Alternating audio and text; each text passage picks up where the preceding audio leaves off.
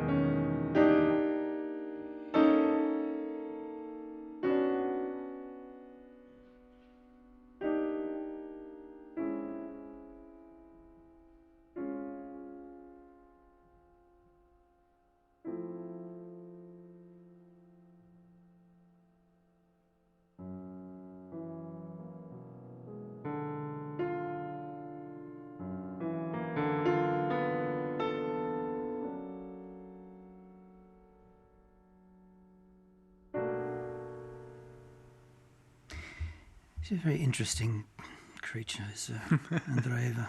This music fits her style very well. Absolutely, because actually following Panfilov broke a string. Yes, it's the first kind of we had a bit of a dramatic morning, but it's the first malfunction of an instrument, kind of a testament to how composers nowadays are really trying to push the instrument and how these instruments can stand this playing. I mean, it's right. 30 years ago, it wouldn't have been anything weird for a string to break on a big concert. Or a complete great piano. Yeah. As Liszt used to have spare pianos in the wings. Yes, so I mean, I've played some older pianos where they don't stand up to some of the works that I play. So it's a testament to how these new pianos are built with great strength and can take quite a beating. So the tuner removed the broken string, and our hero continued with his recital to much applause. Yes. there's a pianist who I'm very fond of for many different reasons, is Dina Ivanova, and she played parts of she played Debussy, the Estampe, Yes. which I found very beautiful because Pagode is based on the gamelan orchestra. Didn't know this. And I'd travelled in Java, and I've heard the gamelan orchestra. It's a sort of completely metallophones, xylophones, and the rhythms are extremely complex. Wow. Quite a number of people play the gamelan, the instruments. Yes. And of course, if you've heard the gamelan, you can hear it in Debussy's first piece. Yes, the rhythmic idea. It's I think she played it very well. The Debussy, but I disagree with you. She has this kind of staging quality, this kind of acting quality to her playing with the movement that, for my personal taste, drives me kind of nuts. Right. To be honest, the playing is beautiful, and I think that if she kind of took that back a little bit, then that imaginative quality that she has in her motion would come out even more. Yeah, we could have a point. long discussion about this, the importance of the communication of the appearance of the pianist Yes. for the listener. Yes. I mean, I think she communicates very well. I liken it to cooking with salt. Right? Mm-hmm. You want enough salt just so that you don't notice that it's there. Right. And it's for me, like I said, it's the same idea with the idea of motion and movement at the piano. It's you want just enough so that nobody notices that it's there. So to enhance the quality of the music, but not to distract from it. Yeah, well, that's actually right, because there was a character in 18th century London named Beau Brummel, Don't know.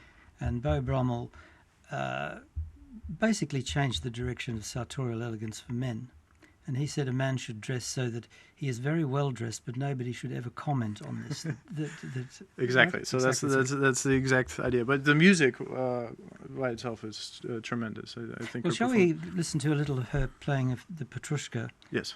You said you had learnt this, or you? Yeah, I played with the orchestra. Uh-huh. We played this piece over the summer at the festival orchestra, the piano part, which is kind of a feat in itself. But this version is much more complicated, with the entire orchestra score presented. It's and I think she captured the elements of an orchestra very well. The textures that are required, the different characters.